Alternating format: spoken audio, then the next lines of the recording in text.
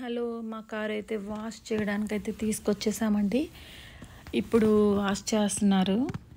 Liquid వేసేసి పెద్ద కుంచె తీసుకొని శుభ్రంగా కడుగుతాడు, రుద్దుతాడు, వాటర్ కొడతాడు, తర్వాత లోపలికి పంపించేస్తాడు.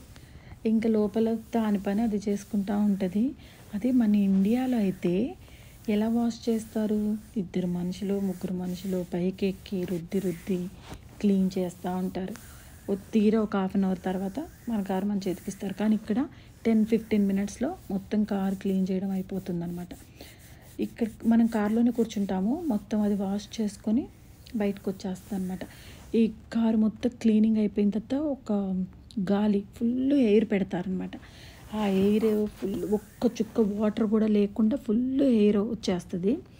సో ఇంకా బయటికి వచ్చేసిన తర్వాత కొంచెం ఏమన్నా అక్కడక్కడ వాటర్ ఉందనుకోండి, సో ఒక అతను వస్తాడు, 2 క్లాతులు తీసుకొని శుభ్రంగా వాష్ చేసి పడేస్తాడనమాట. మొత్తం క్లీన్ చేసి పడేస్తాడు. సో ఇంకా మనం వేరే మిషన్స్ ఉంటాయి, అక్కడికి తీసుకెళ్ళి లోపల ఏమన్నా చెత్త చెదారం అది ఉందనుకోండి, మొత్తం వ్యాక్యూమ్ క్లీనర్ పెట్టేసేసి మొత్తం లాగి క్లీన్ చేసేసుకోవచ్చు అన్నమాట. ఈ ఫెసిలిటీ కూడా బాగానే ఉంది. కానీ ఇక్కడ ఏంటంటే ఎవరి పనులు వాళ్ళే చేసుకోవాలి, ఒకరి పనులు ఇంకొకరు చెయ్యరు. Bye bye.